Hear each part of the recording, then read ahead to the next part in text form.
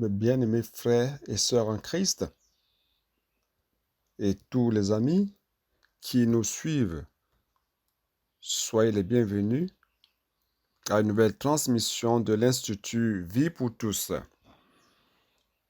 Nous sommes encore dans le thème général, l'édification du corps de Christ. Et nous sommes en train d'étudier le livre d'Éphésiens d'une manière totalement nouvelle. Et nous voici donc parvenus au message 16, dont le titre est « Rempli jusqu'à la plénitude de Dieu ». La lecture biblique, c'est Éphésiens 3, versets 14 à 21. Louons le Seigneur pour cette conduite, car nous venons du livre de Matthieu et nous entrons dans le livre d'Éphésiens, dans lequel nous recevons la commission qui était la même commission donnée par Dieu à Christ lorsqu'il a oint pour engendrer l'Église et édifier l'Église. Et à la fin de Matthieu, dans Matthieu 28, il nous a chargés en tant qu'Église de cette mission ou de cette commission qui est d'édifier le corps de Christ. Donc ça, c'est notre objectif. Et le livre d'Éphésiens, dans les chapitres 1 et 2, cette fois-ci, Dieu nous a fait comprendre que ces deux chapitres sont interliés.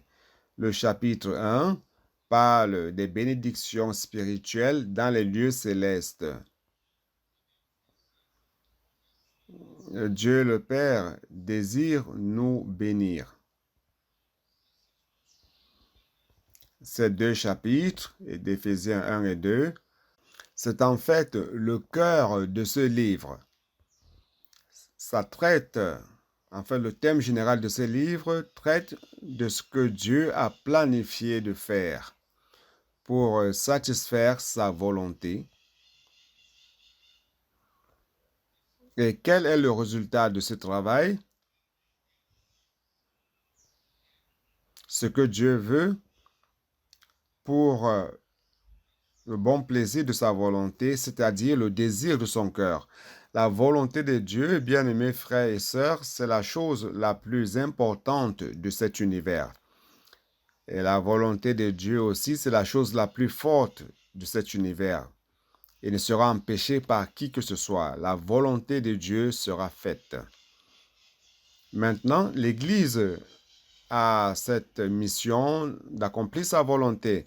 Et le chapitre 1 d'Éphésiens nous montre que la volonté de Dieu est faite non par les ressources humaines ou par la capacité humaine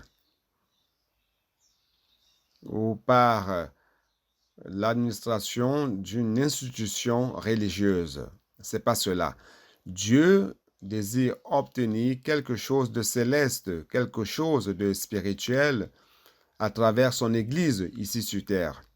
Donc, frères, tant que nous vivons dans ce corps que Dieu nous a donné, nous avons l'opportunité d'être utiles au Seigneur dans l'accomplissement de sa volonté. Et aussi, nous sauvons les personnes des rues, car nous savons que car ce sont les personnes vivantes qui vont faire la volonté de Dieu. Parce qu'au moment où ce corps arrivera à son terme à cause de sa date d'expiration, Dieu ne pourra plus continuer à faire ce qu'il désire faire à travers nous. Donc, frères, profitons tant que nous sommes vivants, afin que Dieu puisse faire quelque chose de spirituel et de céleste en nous. Quelque chose qu'un être humain ne peut faire, qu'aucun leader religieux ne peut faire, car seul Dieu peut faire cela. Et Dieu désire extraire de ce corps l'Église, son Église, qui vit dans ce corps, dans son corps. et qu'il puisse en extraire quelque chose de spirituel, de céleste. Dieu désire de remplir de gloire ce que nous appelons la nouvelle créature, le nouvel homme et le chef-d'œuvre de Dieu. Dieu a commencé par nous bénir. Il nous a bénis, Dieu le Père nous a bénis par son choix et par la prédestination. Nous sommes choisis pour être saints et irrépréhensibles. Comme hommes déchus, aucun de nous n'est saint ni irrépréhensible. Mais Dieu va accomplir cela et il est en train de faire cela en nous bénissant de toutes sortes de bénédictions spirituelles dans les lieux célestes. Dieu aussi nous a prédestinés à la filiation. Non seulement nous sommes fils de Dieu, car lorsque nous avons cru au Seigneur Jésus, Dieu nous a donné le pouvoir d'être faits enfants de Dieu, à savoir tous ceux qui croient en son nom. Non seulement enfants, tout petits, mais Dieu désire que cette vie qui est entrée en nous, qui est spirituelle, qui est céleste, puisse croître, mûrir, accomplir la volonté du Père et finalement recevoir Dieu comme héritage. Et que nous aussi, nous soyons héritage de Dieu, que Dieu prenne possession de nous. Alors, le Fils Jésus-Christ a accompli la rédemption pour nous. Car l'homme, à partir de Genèse chapitre 3, est tombé. Il a désobéi à Dieu. Il a mangé de l'arbre dont Dieu avait interdit de manger. Et avec cela, le péché est entré dans le monde. Et par le péché, la mort. Et la mort s'est étendue à tous les hommes et tous ont péché. Et tous, nous étions tous morts dans nos délits et péchés. Mais Christ a accompli la rédemption à notre place. Il est mort à la croix, il a versé son sang précieux. Il a aussi déversé de l'eau pour nous donner la vie. Lorsque nous avons cru en Jésus, nous avons reçu la vie éternelle. Et non seulement cela, nous avons connu la volonté de Dieu. Le verset 9 d'Éphésiens 1, nous révélant le mystère de sa volonté et cette volonté qu'il avait mise en Christ.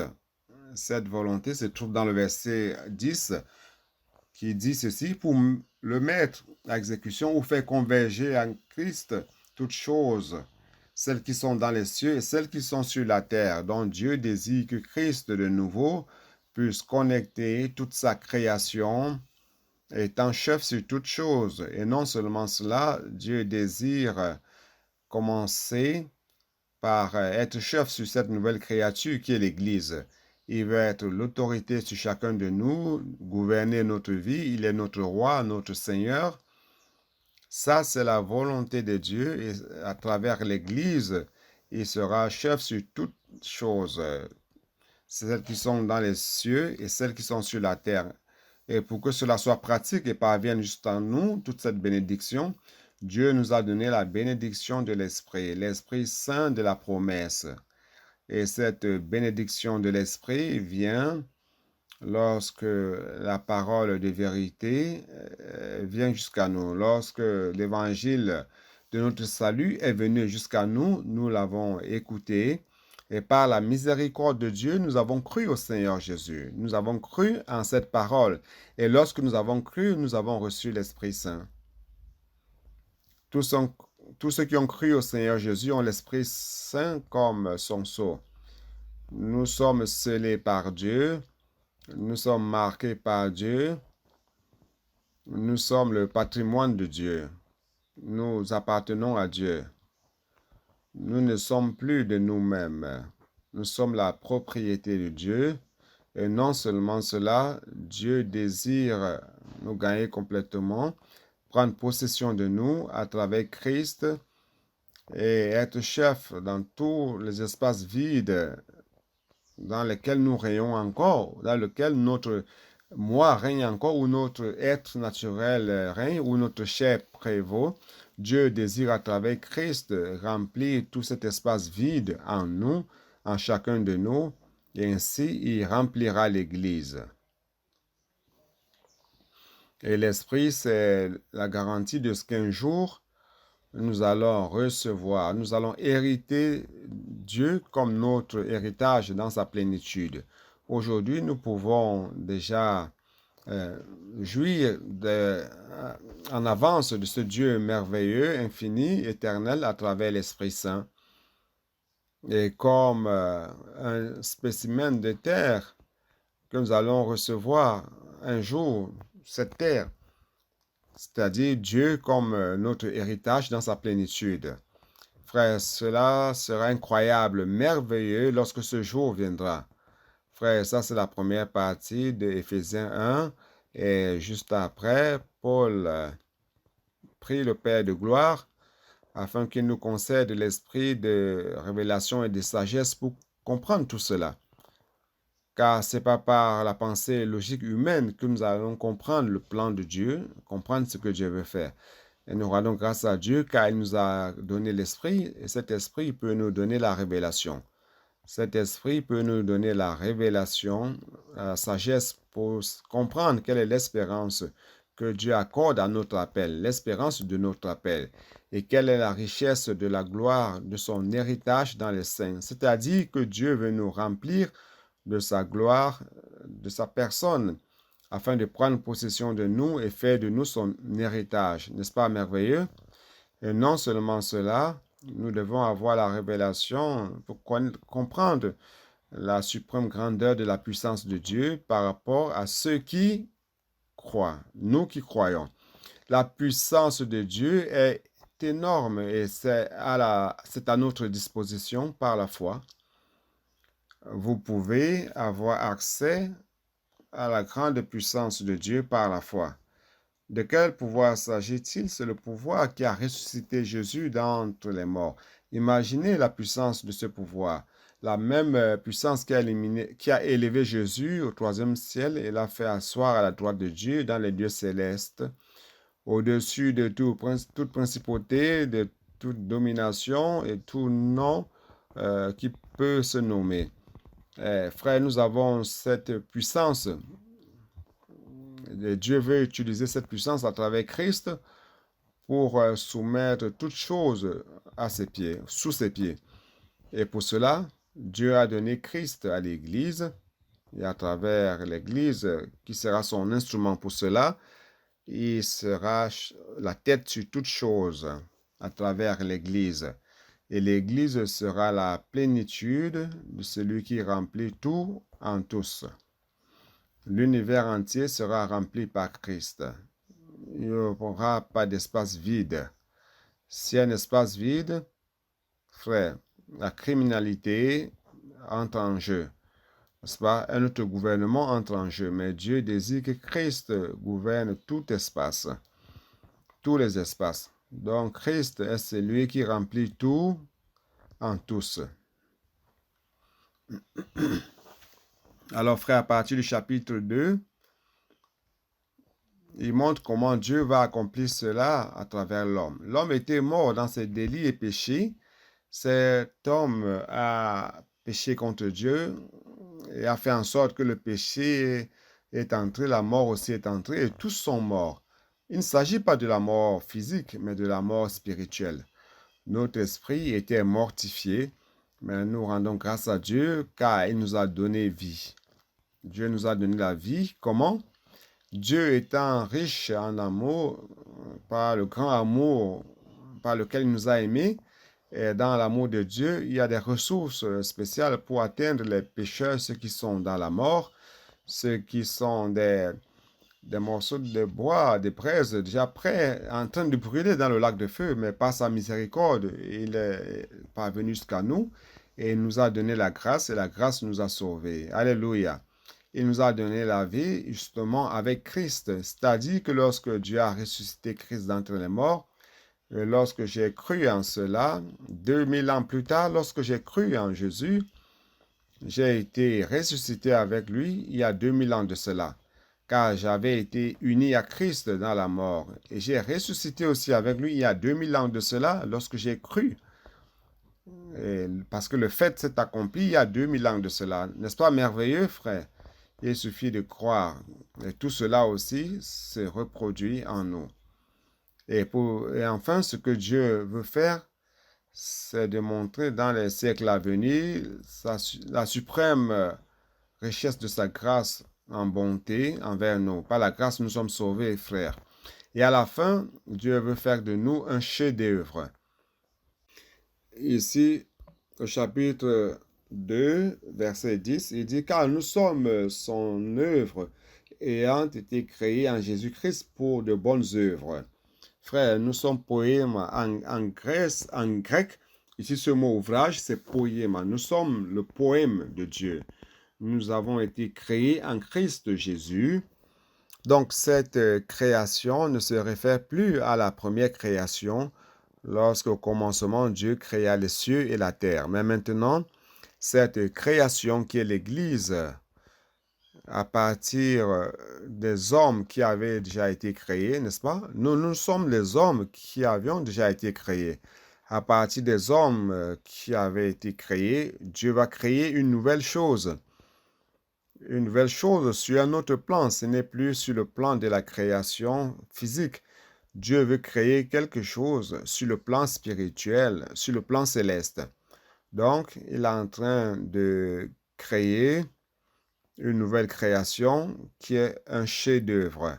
Bien-aimés frères, nous sommes bien heureux car nous faisons partie de cette nouvelle création. Car ici, ce mot créer veut dire rendre habitable. Je suis en train de sauter ici sans voir ce que j'ai préparé. Oh Seigneur Jésus.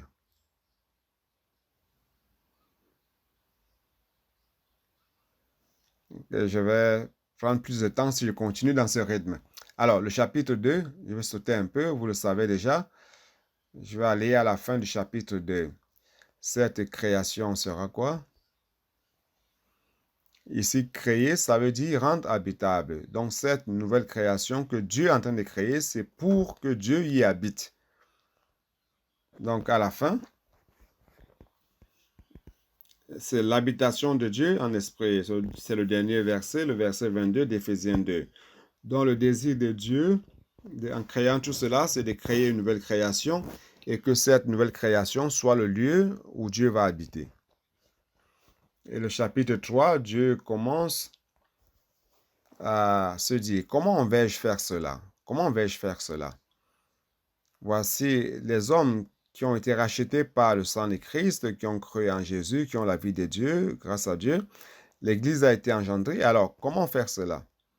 Frère, tout cela vient par la grâce. Par la grâce, je suis sauvé. C'est quoi la grâce? Il y a certains qui pensent, qui se disent, grâce, c'est lorsqu'on dit qu'on a reçu la grâce de Dieu, c'est qu'on a reçu un grand salaire. J'ai reçu la grâce de Dieu, j'ai reçu une promotion. J'ai la grâce de Dieu, j'ai gagné à la loterie. Mais, frère, la grâce, c'est que à travers Christ et en Christ, Dieu nous a donné sa propre personne comme grâce pour notre joie, pour notre jouissance, afin que nous prenions possession de lui. C'est ça la grâce. Tout ce que Dieu est, tout ce que Dieu a, vient pour votre jouissance à travers la foi. Donc, lorsque vous croyez, vous recevez cette grâce. Tout vient gratuitement. C'est gratuit. Dieu veut se donner lui-même à toi à travers Christ afin que tu en bénéficies. Dieu est amour, il se donne comme amour, comme source de l'amour. Dieu est lumière, il se donne à vous comme source de lumière. Tout cela, c'est à travers Jésus-Christ qui est le moyen par lequel la grâce vient jusqu'à nous. Alors, comment Dieu va accomplir ce travail? C'est en donnant cette grâce. Mais qui est-ce qui va donner cette grâce? Le chapitre 3 d'Éphésiens, au début, dit que Dieu utilise ses dispensateurs. J'appelle dispensateur. J'aime utiliser ce mot dispensateur car c'est un mot très direct pour désigner ceux qui reçoivent et qui distribuent. qui dispense ou qui distribue. J'aime ce mot. Frère, nous devons être de ceux qui ont la charge de Dieu pour recevoir la grâce de Dieu et les distribuer à l'Église. Donc, je rends grâce à Dieu car Dieu a utilisé, oh Seigneur Jésus,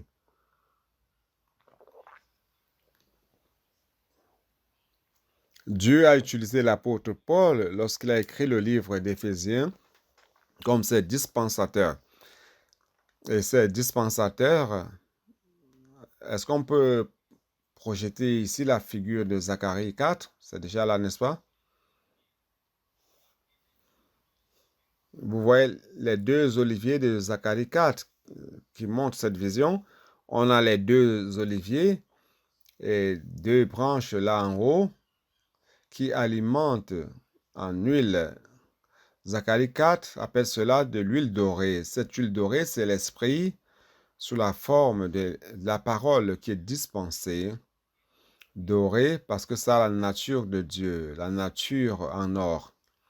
Donc nous avons deux branches qui déversent dans deux vases d'or qui représentent par exemple l'apôtre Paul. L'apôtre Paul, c'est le dispensateur à son époque, en son temps. Dieu lui révélait et dispensait la grâce de Dieu à travers la parole de révélation. Mais l'huile qui est dispensée par lui, l'huile dorée, ne va pas directement vers les lampes du chandelier. Vous vous rendez compte? L'huile dorée qui est dispensée par lui tombe dans un vase. Et ce vase, vous voyez, ce vase, dans le message passé, je l'ai appelé centre de distribution. CD, centre de distribution. Et les centres de distribution, ce sont les serviteurs de Dieu qui reçoivent avec amour révérend cette parole et les dispensent à l'Église.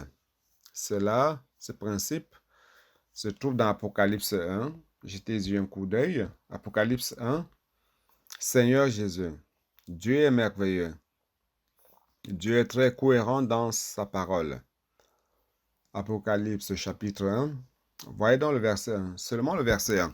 Révélation de Jésus-Christ que Dieu lui a donné pour montrer à ses serviteurs les choses qui doivent arriver bientôt et qu'il a fait connaître par la voix de son ange, par l'envoi de son ange à son serviteur Jean. Vous vous êtes rendu compte que Dieu veut donner la révélation, il veut donner la grâce, il veut donner de l'huile dorée à un groupe de serviteurs.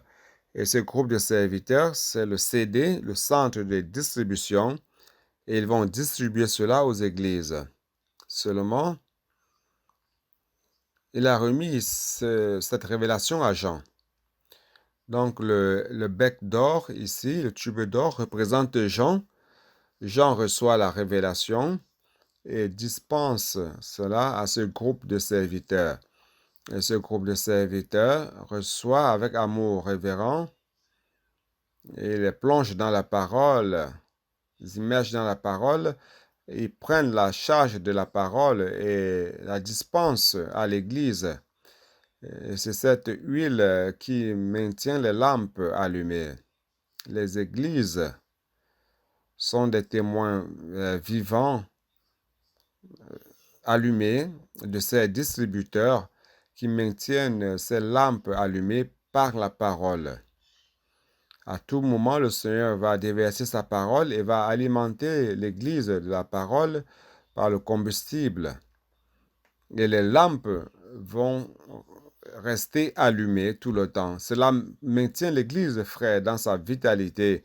Cela maintient l'Église dans la volonté de Dieu, dans l'accomplissement de la volonté de Dieu, faisant en sorte que cette Église puisse croître et devenir l'habitation de Dieu en esprit.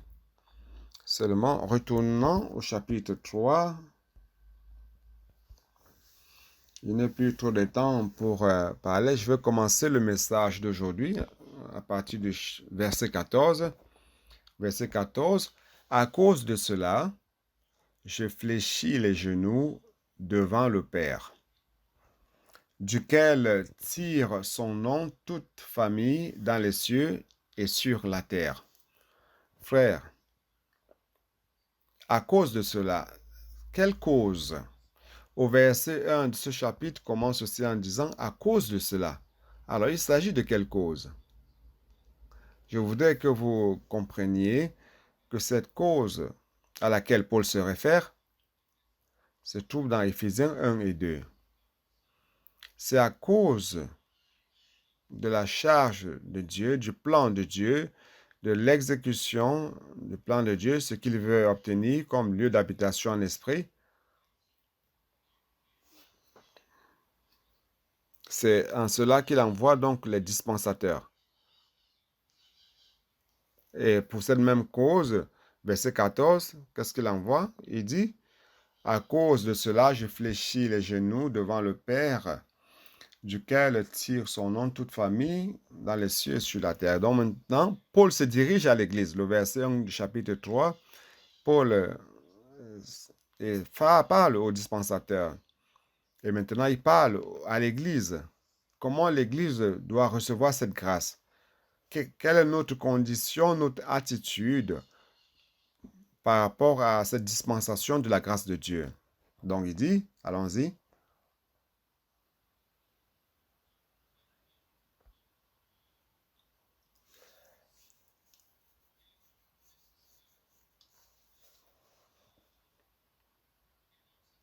Donc, Paul montre qu'il est nécessaire de préparer l'Église pour recevoir cette richesse. Mais pourquoi ici? Il dit, duquel tire son nom toute famille dans les cieux et sur la terre.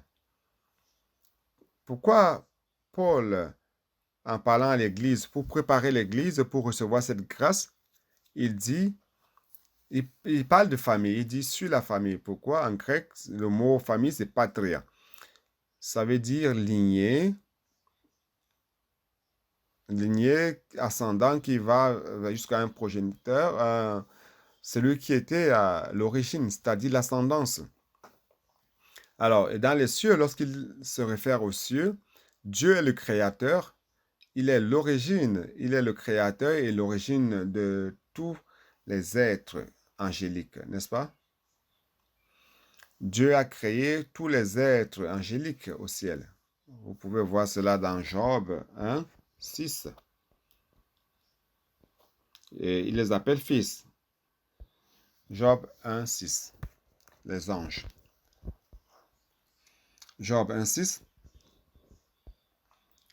Or, les fils de Dieu vinrent un jour se présenter devant l'Éternel et Satan vint aussi au milieu d'eux. Ici, les fils de Dieu, ce sont les êtres angéliques. Lorsqu'on parle des fils ici, il parle du Père. Dieu est le Père qui les a créés. Dieu est le Père qui est à leur origine. Cela peut indiquer que si les peuples pagans qui ont rejeté Dieu et qui considèrent certains êtres angéliques comme leur Dieu, réellement, à cette époque de l'Ancien Testament, toutes les nations, excepté Israël, adoraient les idoles. Ils étaient des adorateurs d'idoles, car ils avaient rejeté Dieu. Ils ont commencé à compter sur l'aide des êtres angéliques. Cela veut dire que ceux qui viennent avec ce concept de ce que les êtres angéliques sont leurs dieux, Dieu serait alors le Père de Dieu. Vous comprenez ce que je veux dire? C'est pour cela qu'il dit de toute la famille, car il a l'autorité sur tous. Donc, n'est-ce pas mieux adorer celui qui a l'autorité sur tous? Donc, il est le Père de la famille, de ceux qui sont au ciel et sur la terre. Et sur la terre, il est le Créateur et l'origine de toutes les familles sur la terre. Luc 3, 38.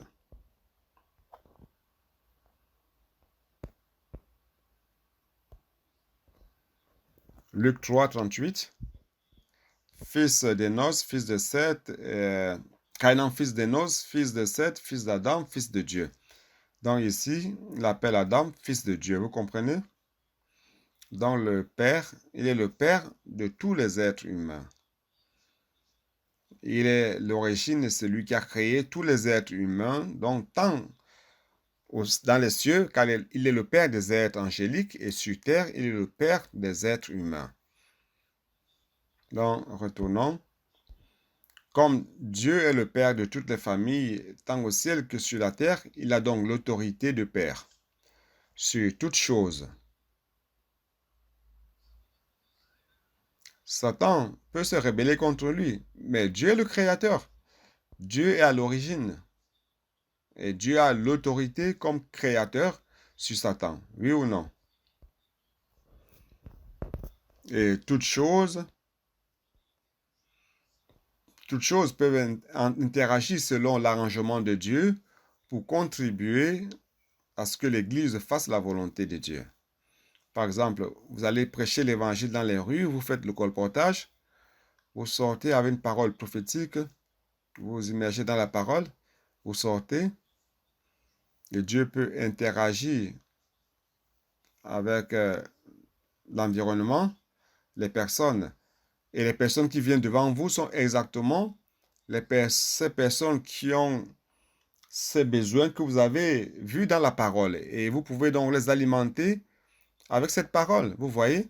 Cela veut dire quoi? Que Dieu est capable de faire un arrangement, de créer une interaction entre toutes choses pour accomplir sa volonté. Alors, quel est l'objectif, frère? Retournons là. Oh Seigneur Jésus. Verset 16. Afin qu'il vous donne, selon la richesse de sa gloire, d'être puissamment fortifié par son esprit dans l'homme intérieur.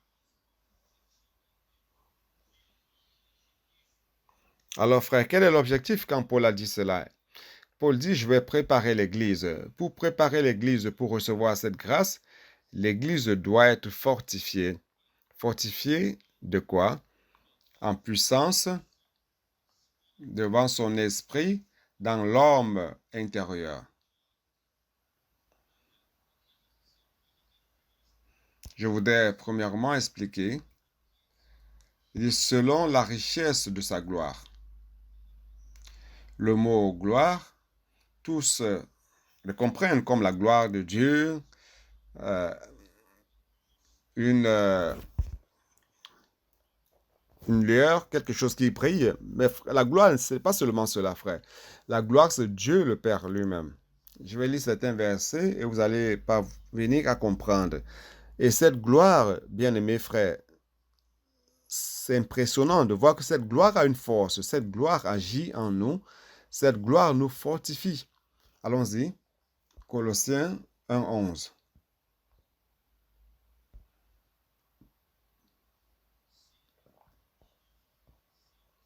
Fortifié à tous égards par sa puissance, selon quoi? Selon la force de sa gloire. Frère, la gloire de Dieu, c'est Dieu lui-même et qui agit avec force. Dieu est un Dieu puissant, il a une puissance. Et pour accomplir un travail en nous, il doit utiliser la force. Et sa gloire a une force pour nous fortifier, pour accomplir le travail, pour faire l'œuvre de Dieu. Éphésiens 1:18.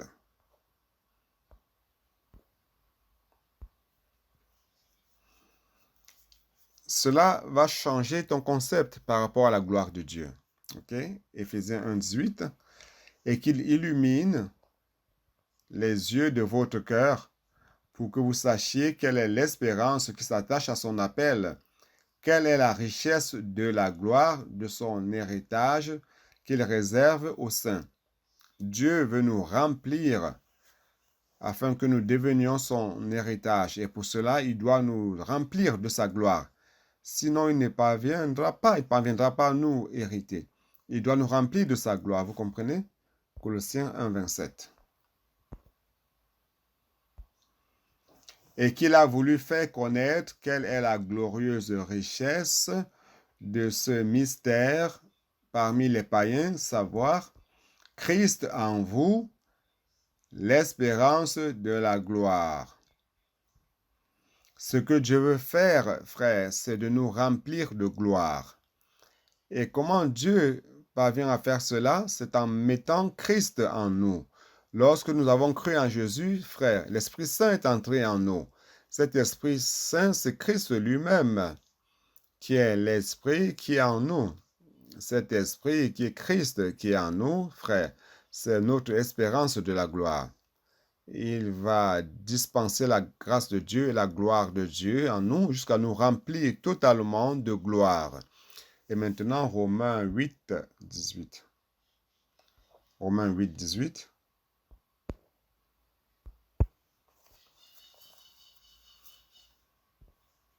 C'est le résultat final de tout le travail de Dieu. Ici, il dit, j'estime que les souffrances du temps présent ne sauraient être comparées à la gloire à venir qui sera révélée pour nous. Lorsque ce jour viendra, l'œuvre de l'Église sera terminée. Frère, la gloire viendra, la gloire qui sera révélée par l'Église. Et le verset 21 qui dit quoi? Avec l'espérance que la création sera affranchie de la servitude de la corruption pour avoir part à la liberté de la gloire des enfants de Dieu. Ici, la gloire de Dieu nous remplissant à l'intérieur, non seulement sera en train de nous délivrer de la servitude du péché et de la mort, de la servitude de notre moi, de notre homme naturel. La gloire sera en train de nous délivrer non seulement de cela, ce jour-là, lorsque ce processus de la glorification de Dieu sera terminé, frère, de cette délivrance, nous allons aussi libérer toute la création qui aujourd'hui est sous la captivité de la corruption. Je ne sais pas si vous le saviez, toute la création a été maudite. Toute la création est sous la captivité de la corruption. Mais un jour, lorsque cette gloire sera révélée dans les enfants de Dieu, frère, nous allons délivrer cette création. Et la glorification des enfants de Dieu est si importante. Jean 17, 5. Jean 17, 5 nous montre c'est quoi la gloire. Verset 5 dit, et maintenant, toi, Père, c'est le Fils qui parle au Père, Christ qui parle au Père, il dit, Père, glorifie-moi au Père, auprès de toi-même, de la gloire que j'avais auprès de toi avant que le monde fût. C'est-à-dire, le Fils avant la création, la fondation du monde, le Fils vivait dans la gloire du Père. Et maintenant, le Fils est devenu un homme, il a accompli le travail qu'il devait faire pour nous, pour engendrer l'Église. Maintenant, le Fils devait passer par le processus de la mort à la croix et par la résurrection. Et Dieu le Père devait glorifier non seulement le Fils unique de l'éternité passée, mais maintenant il doit glorifier l'homme Jésus. L'homme Jésus doit passer par le processus de glorification afin d'être accepté par Dieu, afin d'être admis à l'intérieur de Dieu. Nous rendons grâce à Dieu. C'est ce qui s'est passé au jour de la résurrection. Somme 2 et Acte 13, 33 disent, « Tu es mon fils, aujourd'hui je t'ai engendré. » Ici, quand il dit « aujourd'hui », c'est le jour de la résurrection. Au jour de la résurrection, Dieu a engendré l'homme Jésus comme fils de Dieu et il l'a admis à l'intérieur de la gloire du Père et l'a glorifié en lui-même comme gloire du Père. Vous comprenez? Et avec ce même processus, il va faire cela avec l'Église, avec nous. Chapitre 17 de Jean, on continue là. Quel est le résultat de la gloire, du travail de la gloire en nous? Frères, c'est l'unité. Chapitre 17, verset 21. Afin que tous soient un, comme toi, Père, tu es en moi, et comme je suis en toi, afin qu'eux aussi soient un en nous, pour que le monde croie que tu m'as envoyé. Je leur ai donné la gloire. Jésus-Christ nous a transmis la gloire à nous, l'Église. La gloire que tu m'as donnée, que seul le Père a. La gloire que tu m'as donnée, afin qu'il soit un comme nous sommes un. Le travail de la gloire, frère, c'est de nous rendre un, de faire de nous un. Le résultat de la gloire de Dieu, c'est cela, l'unité en nous. Dans le verset 23, moi en eux et toi en moi, afin qu'ils soient parfaitement un. Frère, sans l'unité dans l'Église, il n'y a pas d'édification. Sans l'unité, il n'y a pas de paix. Et s'il n'y a pas de paix, Dieu ne peut se reposer. Dieu ne peut faire de l'Église son lieu d'habitation en esprit. Frère, voyez comme c'est important le travail de la gloire. Oh Seigneur Jésus. Donc la gloire, c'est le Père lui-même qui nous a été donné dans les bénédictions spirituelles dans les lieux célestes. Nous recevons le Père comme la gloire, dont la fonction, c'est de nous fortifier et d'édifier un lieu d'habitation pour Dieu en esprit. Donc retournons, fortifié en puissance par son esprit selon l'homme intérieur. Frère, c'est quoi l'homme intérieur? Qui sait ce que c'est l'homme intérieur?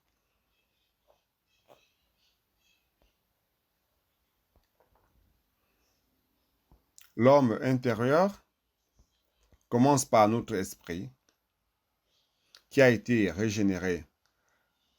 Notre esprit qui est né de nouveau. Vous vous rappelez que Jésus a dit à Nicodème qu'il faut que tu naisses de nouveau. Celui qui n'est né d'eau et d'esprit ne peut voir le royaume de Dieu. Il faut que tu naisses de nouveau. Naître de nouveau, c'est naître d'en haut, naître d'une autre dimension, naître du ciel, naître de l'esprit. Celui qui est né de la chair continue d'être chair, mais celui qui est né de l'esprit est esprit. Donc, nous, par la nouvelle naissance, frères, notre esprit a été réanimé. Cet esprit était mortifié par le péché, mais maintenant il revit et nous avons reçu une nouvelle vie, la vie de Dieu. Notre vie, notre esprit aujourd'hui, frères, avec la nouvelle naissance, nous avons la vie de Dieu en nous et Christ comme esprit habite en nous. Alors, quel est l'objectif de tout cela? Allons-y. L'homme intérieur a un esprit régénéré, mais il a aussi l'âme, une âme renouvelée, afin que cet esprit puisse commander. Car un esprit régénéré, c'est pour que Christ y habite. Alors Christ habitant, notre esprit régénéré commence à gouverner notre être. Et comment il gouverne notre être? C'est en gouvernant notre âme. Et quelle est la partie la plus importante de notre âme, à partir de laquelle il peut gouverner? C'est notre pensée. Alors, notre pensée, notre intelligence doivent être renouvelées. Avec la vieille pensée, nous ne pouvons, Christ ne peut gouverner en nous. Notre vieille pensée doit être renouvelée. Donc, Romains 12, 2. Oh Seigneur Jésus. 12, 2. Ne vous conformez pas au siècle présent, mais soyez transformés par le renouvellement de l'intelligence, afin que vous discerniez quelle est la volonté de Dieu, ce qui est bon, agréable et parfait. Si nous voulons, comme Église, faire la volonté de Dieu, et nous sommes ici pour cela, nous sommes ici pour satisfaire le Père, nous sommes ici pour faire la volonté du Père, n'est-ce pas? Alors, si je veux faire la volonté du Père, frère, je dois premièrement renouveler ma pensée ou mon intelligence. Et en faisant cela, je permets à ce que Dieu commence à me transformer, mettant plus de sa vie et de la nature de Dieu en moi et éliminant de moi tous les éléments naturels du péché, de la mort, de l'ego, du vieil homme. Très bien. Alors, Ah, je n'ai pas encore lu Éphésiens 4, 23, comme il est dit. Éphésiens 4, 23, qui dit ceci: à être renouvelé dans l'esprit de votre intelligence. Donc notre entendement ou intelligence ou pensée doit être contrôlé par l'esprit. Et ça devient donc l'esprit de notre intelligence qui a besoin d'être renouvelé.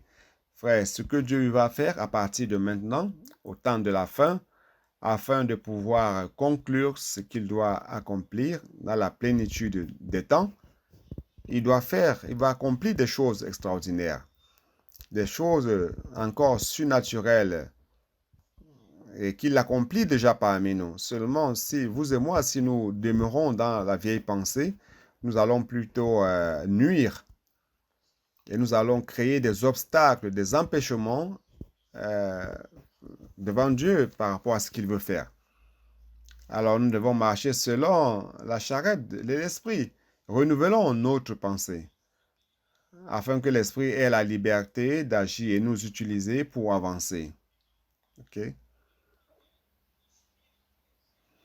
Donc l'esprit désire habiter dans notre esprit. En fait, il habite notre esprit. Mais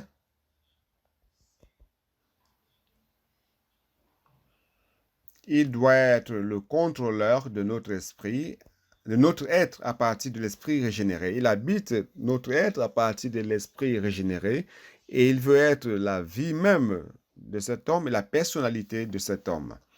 Donc ma personnalité sera chaque fois plus fortifiée par la personnalité de Christ et non de mon moi naturel, mais le Christ en moi. Et c'est lui qui gouverne. 2 Corinthiens 4, 16. 4, 16. C'est pourquoi nous ne perdons pas courage. Bien au contraire, et lors même que notre homme extérieur se détruit, notre homme intérieur se renouvelle de jour en jour. Notre homme intérieur est en train de se renouveler. Bien que des années passent et que l'âge avance, je vais apparaître de plus en plus vieux. Mais l'homme intérieur se renouvelle, c'est le contraire. Donc nous devons profiter chaque jour que nous vivons afin que l'homme intérieur se fortifie. Oh Seigneur Jésus. Le verset 17, on retourne à Éphésiens.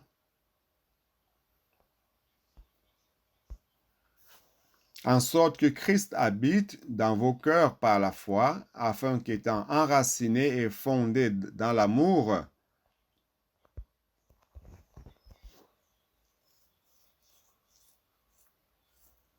alors, quel est l'objectif de Dieu? Premièrement, il envoie les dispensateurs. Et maintenant, il parle à l'Église. L'Église doit se préparer pour recevoir cette grâce et être fortifiée par les richesses de sa gloire, fortifiant l'homme intérieur. Cet homme intérieur, chers frères, c'est pour que Christ puisse habiter dans notre cœur. Notre cœur, c'est le centre de cet homme intérieur. S'il gouverne notre cœur, alors il gouvernera notre être. Vous comprenez? Et Christ doit habiter notre cœur.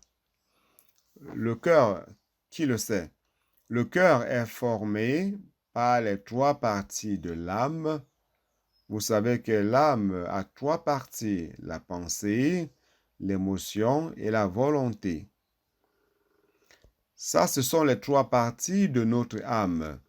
La pensée commande, l'émotion accompagne et la volonté décide, délibère. Mais ces trois parties de l'âme plus une partie de l'esprit, appelée conscience. La conscience, c'est la partie qui lie notre organe, notre esprit humain à l'âme. Celui qui fait ce lien, cette connexion avec l'âme et à notre esprit humain, c'est la conscience.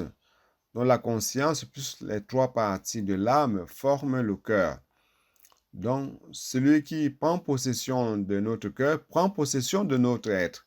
Christ veut prendre possession de notre être. Il va habiter dans notre cœur.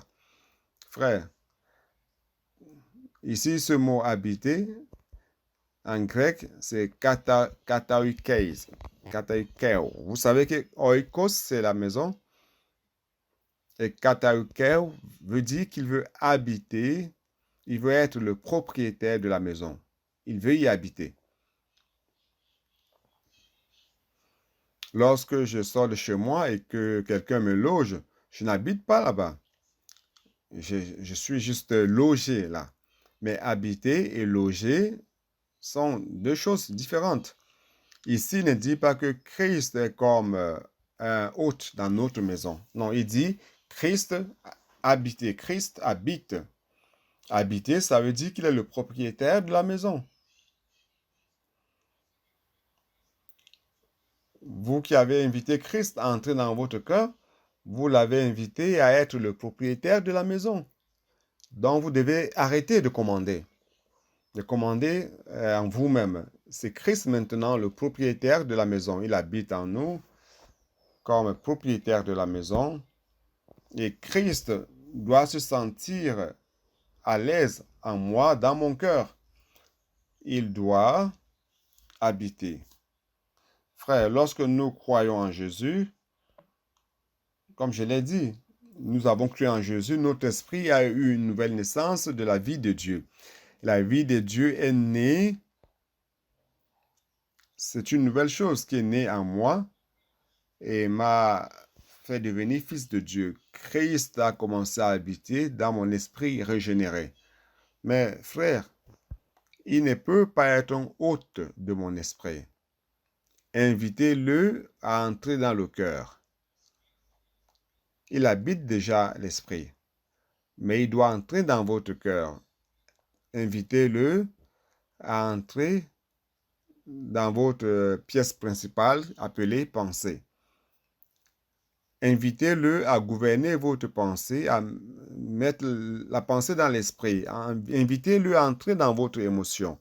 Vous avez une émotion très fragile, invitez Christ à y entrer, à entrer dans votre volonté. Ne prenez plus seul des décisions. Permettez Christ de prendre les décisions à votre place. C'est ce que Dieu est en train de faire, préparant l'Église pour recevoir la grâce. Oh Seigneur Jésus. Romains 8, 10. Jetons-y un coup d'œil.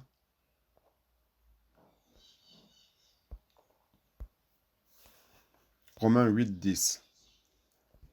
Et si Christ est en vous, le corps, il est vrai, est mort à cause du péché, mais l'esprit est vie à cause de la justice. Lorsque Christ est en nous, frères, même mon esprit régénéré reçoit la vie. Allons inviter Christ à entrer dans notre cœur et gouverner notre être. Romains 8, 5.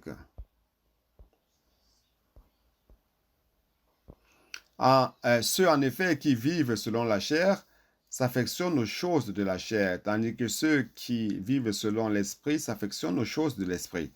Ici, vous voyez, pour inviter Christ à entrer dans mon âme, la partie leader va-t-elle permettre, oui ou non? Il s'agit de ma pensée. Christ veut entrer chez vous pour faire sa demeure, mais le problème, c'est votre pensée.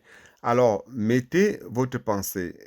Frère, si vous mettez votre pensée dans la chair, verset 6, car l'affection de la chair, c'est la mort, tandis que l'affection de l'esprit, c'est la vie et la paix. Si vous vous dites, je veux continuer à vivre selon la chair, de la même manière que j'ai toujours vécu, alors vous allez expérimenter la mort. Mais si à partir d'aujourd'hui, vous vous affectionnez aux choses de l'esprit, à l'esprit même qui est Christ, vous aurez la vie et la paix. Votre vie va changer radicalement et vous allez commencer à vivre de la vie de Dieu et vous aurez la paix. Oh Seigneur Jésus. C'est pour cela que l'affection de la chair est inimitié contre Dieu parce qu'elle ne se soumet pas à la loi de Dieu et qu'elle ne le peut même pas.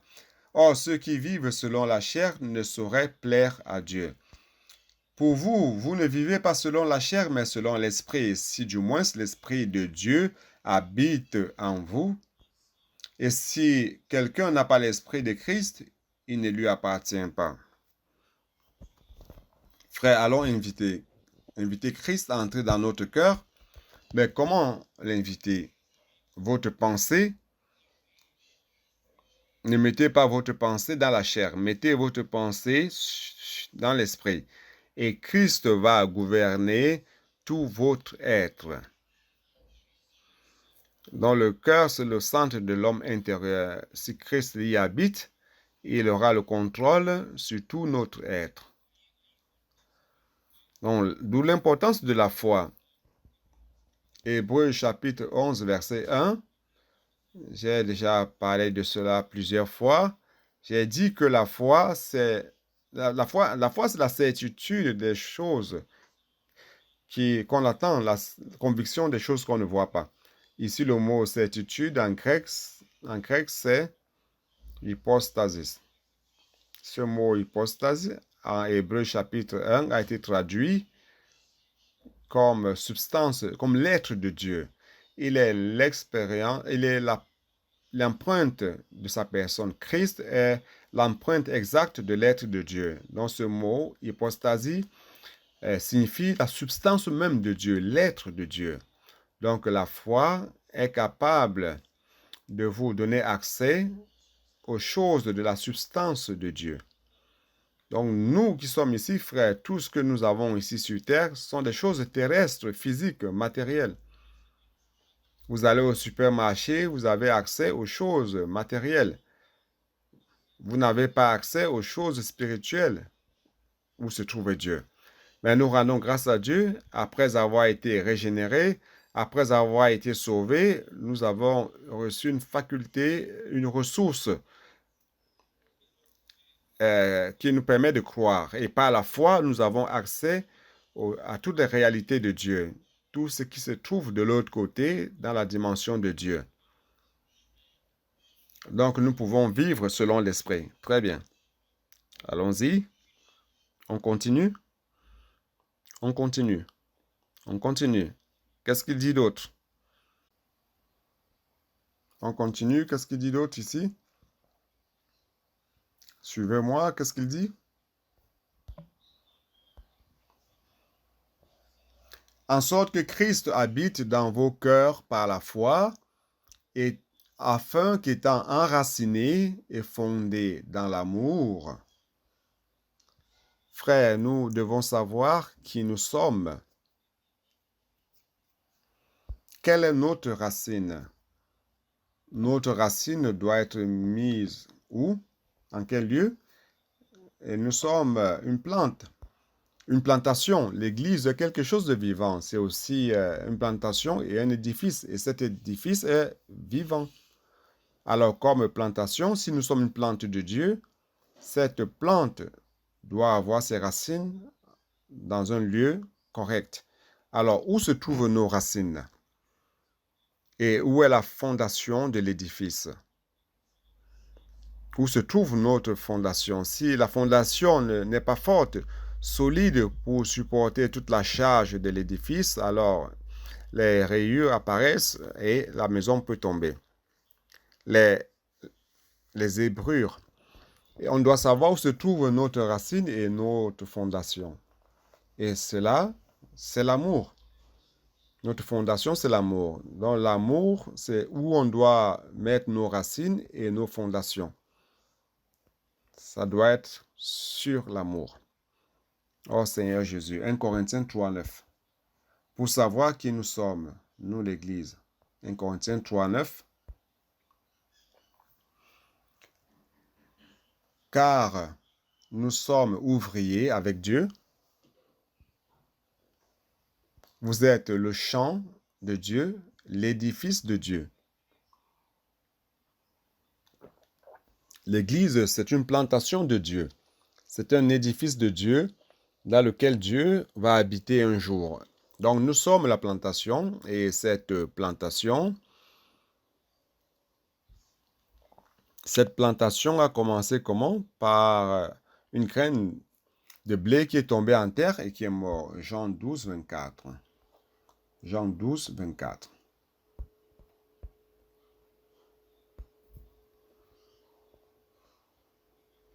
En vérité, je vous le dis, si le grain de blé qui est tombé en terre ne meurt.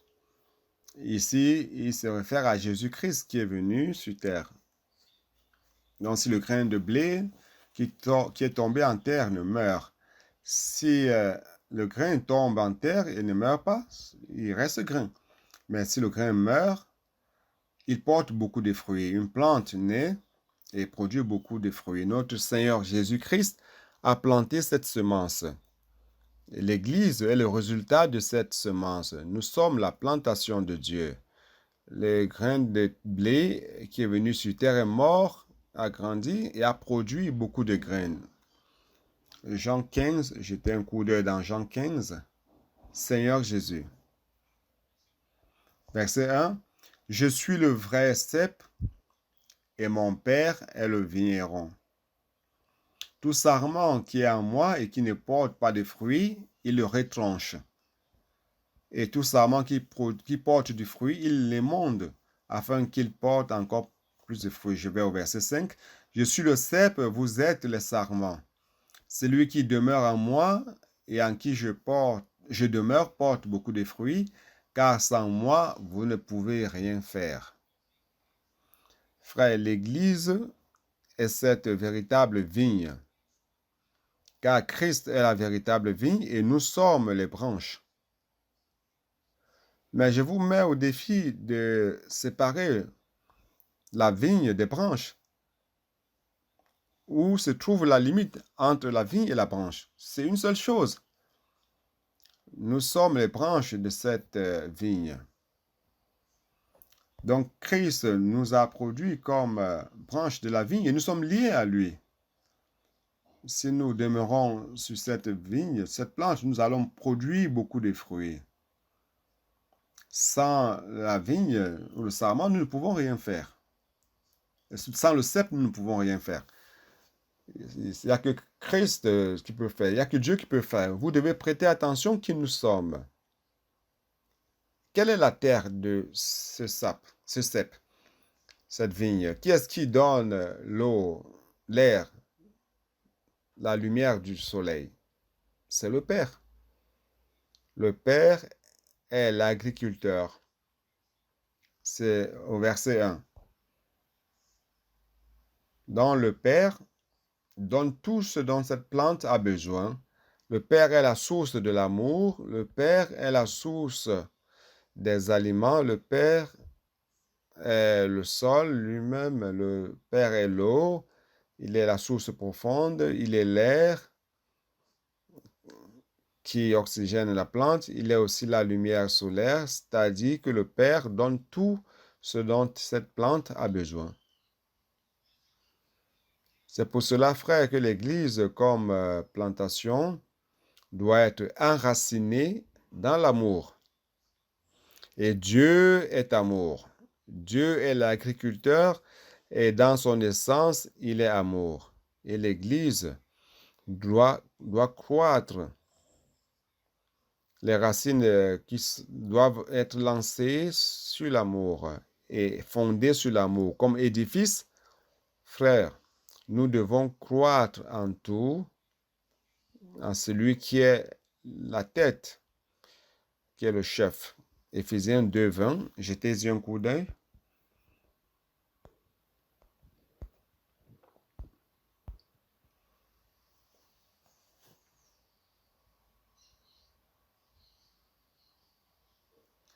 Attendez encore un tout petit peu, car le meilleur est à venir.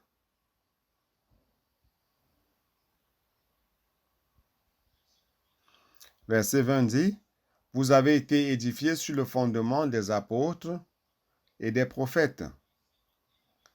Jésus-Christ lui-même étant la pierre angulaire. Christ Jésus est la pierre de fondation. Je suis un ingénieur civil. Et pour faire un édifice, une maison, la première des choses que nous devons faire, c'est la fondation. On se préoccupe de la fondation, car une fondation mal faite condamne toute la maison. La fondation doit être solide et ferme et supporter toute la charge. Il ne peut y avoir un dénivellement. Vous savez ce que c'est qu'un dénivellement? Ça ne peut descendre ni d'1 millimètre ou de 5 millimètres, car ça peut compromettre toute la structure de la maison. Alors Christ, le fondement, avec les révélations que Dieu a données aux prophètes et apôtres, mais la pierre angulaire, la pierre de fondation, c'est Christ lui-même. C'est cela, n'est-ce pas?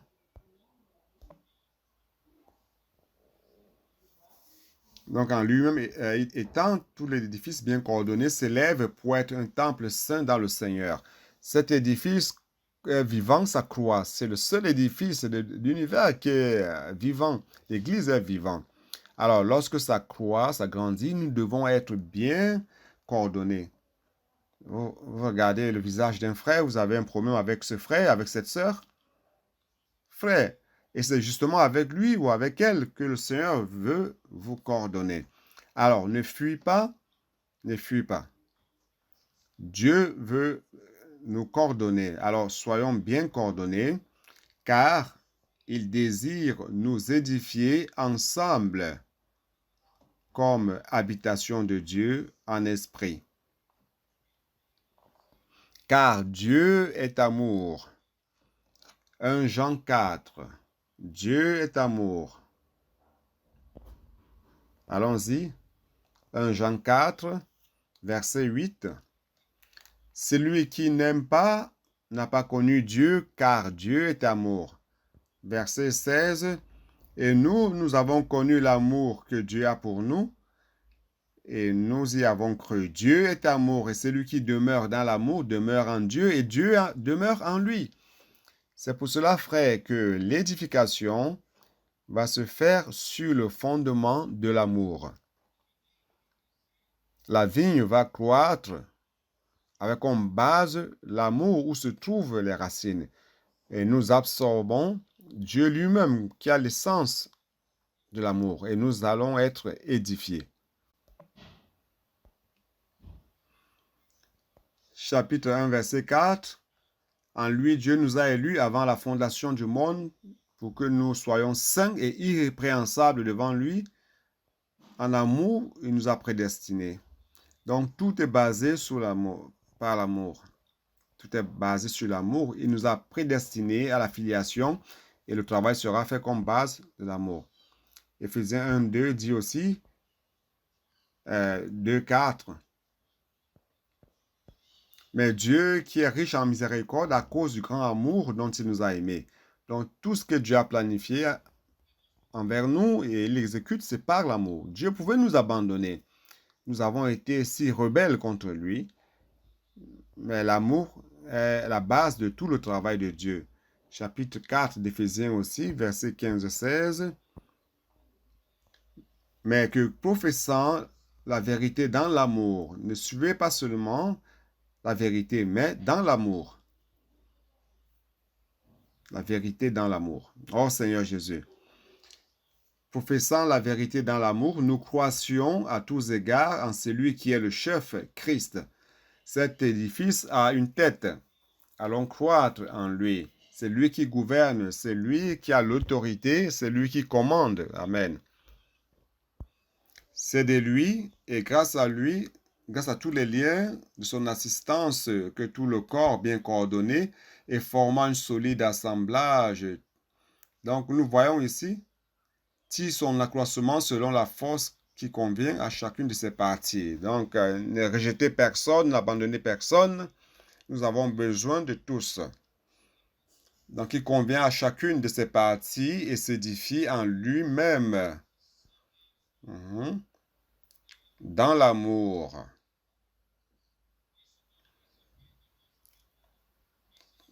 Toute cette plantation, cet édifice seront conclus dans l'amour. Donc, tout c'est dans l'amour. Retournons à Éphésiens. Il y a encore Éphésiens 3. J'ai encore des choses à dire. Éphésiens 3. Oh Seigneur Jésus. Verset 18. Pour que vous puissiez comprendre avec tous les saints quelle est la largeur, la longueur, la profondeur et la hauteur. Mais ici, il ne parle pas de quoi? Nous avons besoin un seul membre, malgré tout, n'a pas la possibilité de comprendre les dimensions. Alors, quelles sont ces dimensions? Je peux prendre le risque de dire ceci. Ce sont les dimensions du Christ. Christ est incommensurable, frère, car il est celui qui remplit tout en tous. Alors, il n'a pas de fin. Oui ou non? N'est-ce pas, il doit remplir toutes choses en tout? Ne doit-il pas gouverner sur tout sans laisser aucun espace vide? Alors, il est infini. Quelle est la largeur de l'infini? Ça n'existe pas. C'est l'infini. Quelle est la longueur? C'est l'infini. La hauteur? L'infini. La profondeur? L'infini. Frère, Christ a cette taille. Et certains interprètent cela comme l'amour de Christ, car au verset suivant, on parle de l'amour de Christ. C'est aussi possible, car Christ et l'amour de Christ se confondent. L'amour de Christ est aussi incommensurable, car l'essence de Christ même, Dieu est amour. Donc, un seul membre ne peut avoir la notion de cette dimension. Nous avons besoin de comprendre avec tous les saints. C'est pour cela, frère, que lorsque vous refusez d'être édifié avec celui-là ou avec celle-là, vous ne parviendrez pas à comprendre quelle est la dimension de Christ, quelle est la dimension de l'amour de Christ.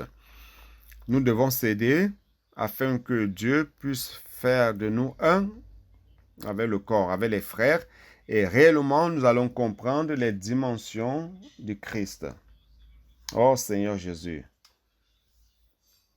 Et connaître l'amour de Christ qui surpasse toute connaissance, en sorte que vous soyez remplis jusqu'à toute la plénitude de Dieu.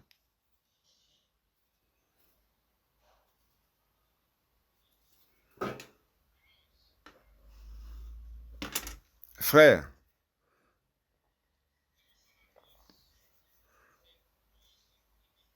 il y a deux interprétations. Une interprétation des dimensions que je viens d'évoquer, verset 18, parle de l'amour, se réfère à l'amour de Christ. Et je vous ai dit aujourd'hui que ça peut être Christ lui-même, les dimensions de Christ. Et il y a d'autres auteurs qui disaient que Paul se référait à l'image du temple, qui se trouve dans Éphésiens 2. Jetez-y un coup d'œil. Éphésiens 2,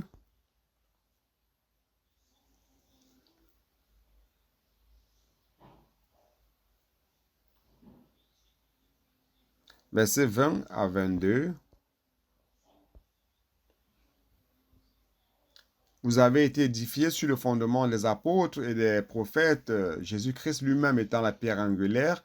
En lui, tout l'édifice bien coordonné s'élève pour être un temple ouvert le sanctuaire, c'est le temple.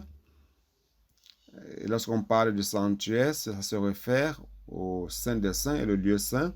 Donc, c'est le temple. Saint dans le Seigneur, en lui, vous êtes aussi édifiés pour être une habitation de Dieu en esprit. Certains interprètent en disant que Paul parle de la dimension du temple. Pourquoi? Parce que les dimensions du temple, je vais vous lire.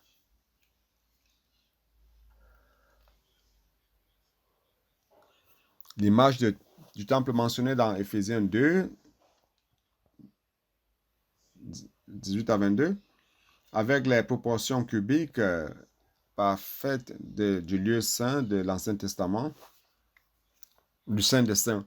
Il y a une proportion, des proportions parfaites de volume. Donc, l'Église, ici, c'est une autre interprétation. Je vais utiliser cette interprétation pour dire la chose suivante, frère. L'Église, c'est la réalité de ce temple. N'est-ce pas? Ce temple de l'Ancien Testament est l'image et l'Église, c'est le véritable temple de Dieu. Donc ce temple de Dieu, qui est son corps, et le corps de Christ, frère, se confond à Christ lui-même. Jetez un coup d'œil dans 1 Corinthiens 12.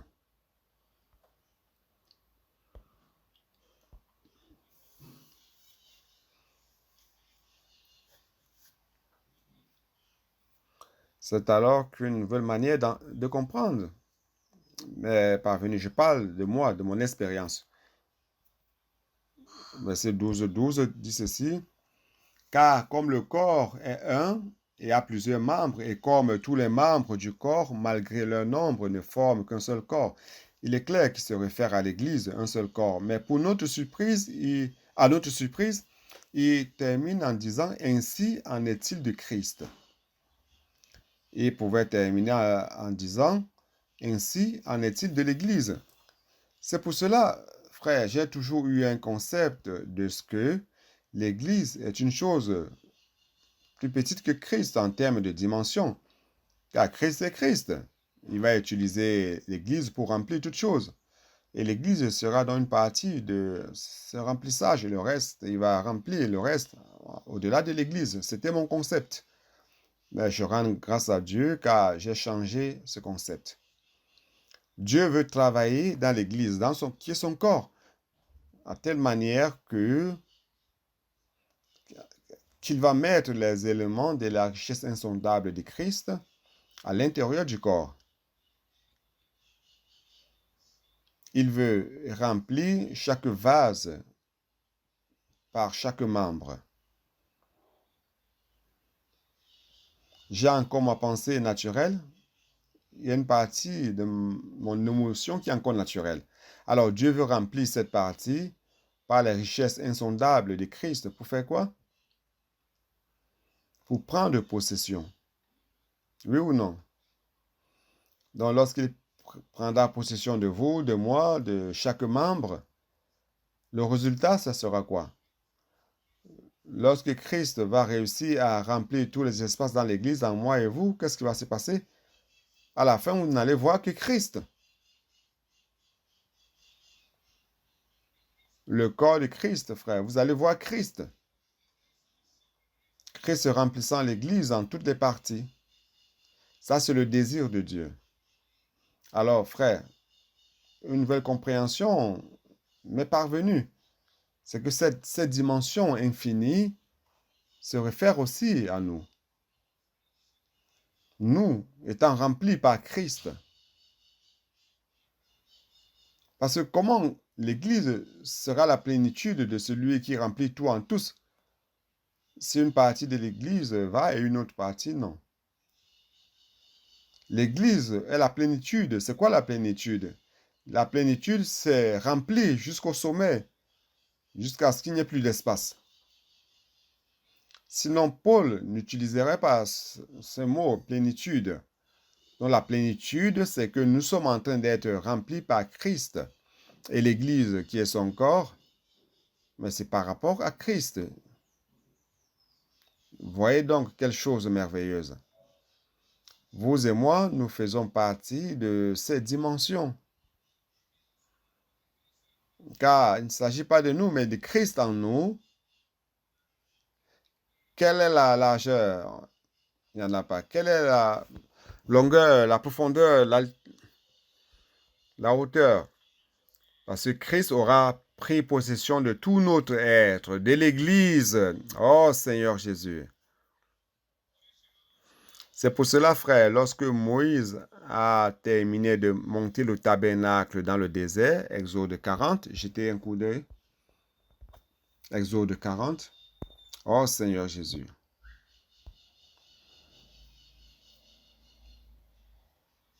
Exode 40, verset 34. Oh Seigneur Jésus. Lorsque la construction du temple est terminée, alors ici, c'est la construction de la tente d'assignation. Donc, le tabernacle. Alors, la nuée couvrit la tente d'assignation et la gloire de l'Éternel remplit le tabernacle. Moïse ne pouvait pas entrer dans la tente d'assignation parce que la nuée restait au-dessus et la gloire de l'Éternel remplissait le tabernacle. Frère, les nuées représentent Dieu. La nuée représente Dieu. La présence de Dieu et la gloire.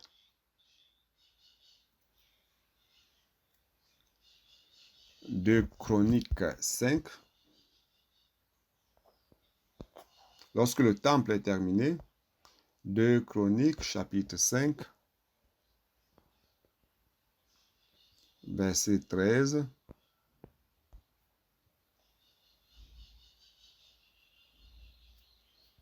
Je vais lire la partie finale.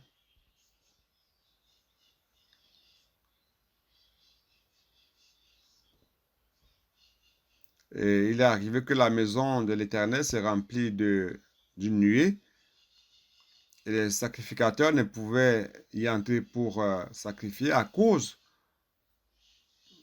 de la nuée, car la gloire de l'Éternel remplit la maison de Dieu.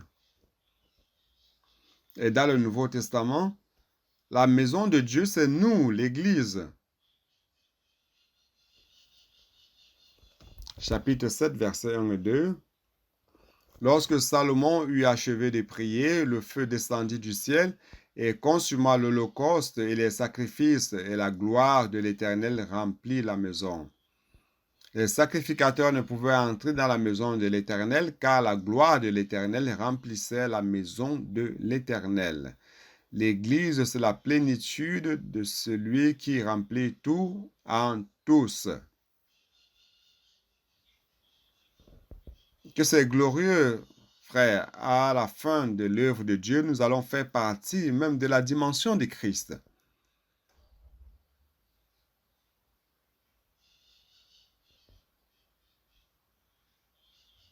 Oh Seigneur Jésus.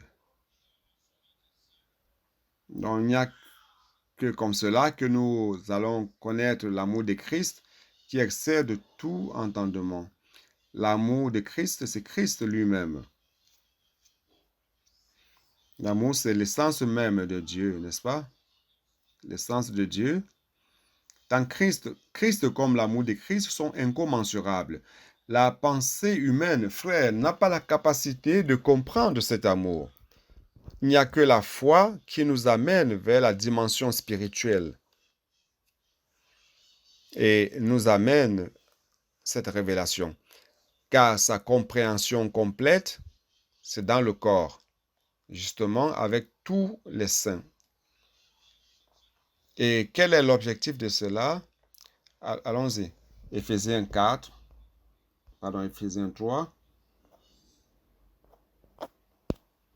Où suis-je?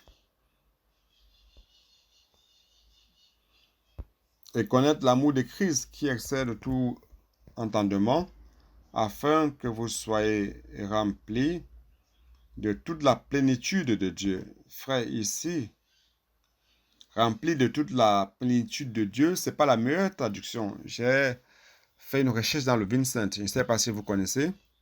Dans le Vincent, la meilleure traduction, il dit, ici pour dire, être pris de la plénitude de Dieu, c'est rempli jusqu'à.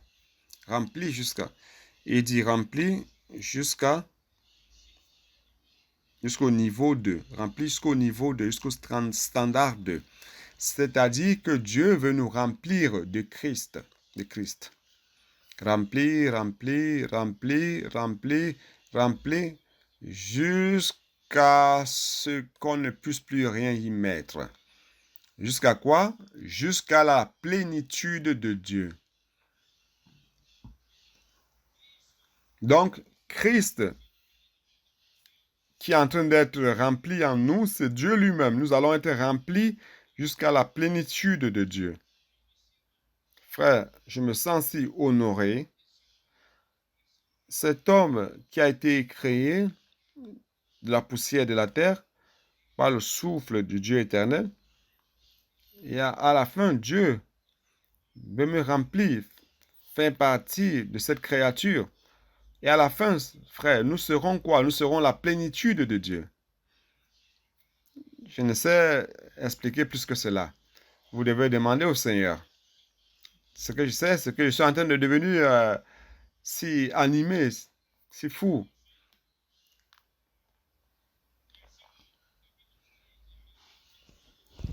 Chapitre 3 d'Éphésiens, verset 8, il dit ceci. À moi qui suis le moindre de tous les saints, cette grâce a été accordée d'annoncer aux païens les richesses incompréhensibles de Christ. Il veut nous remplir. Donc ces richesses incompréhensibles de Christ, c'est pour nous remplir. Remplir jusqu'à la plénitude de Dieu. Oh Seigneur Jésus. Pour cela, frère, Éphésiens 1 et 2, le plan de Dieu qui est révélé, et pour accomplir cela, il avait besoin d'apôtres comme dispensateurs de la foi, il avait besoin d'un groupe de serviteurs comme CD, comme centre de distribution de cette grâce. Et frère, tout cela a comme objectif de remplir l'Église des richesses insondables de Christ, remplir l'Église de Christ, remplir l'Église des richesses de Christ, remplir l'Église de l'amour de Christ. Et à la fin, remplissant l'Église de Christ, cela va résulter en la plénitude de Dieu. Oh Seigneur Jésus. Colossiens 3, 11.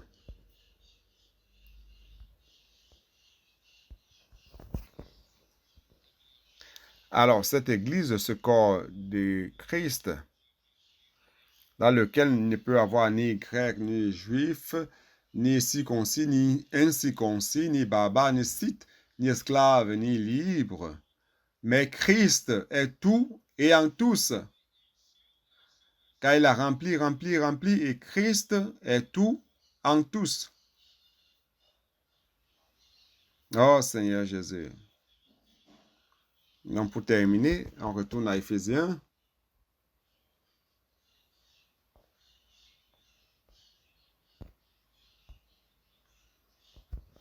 Oh, celui qui peut faire faire plus que ce que nous pensons ou imaginons par sa puissance qui opère en nous. Alléluia. Cette puissance opère en nous. Le chapitre 1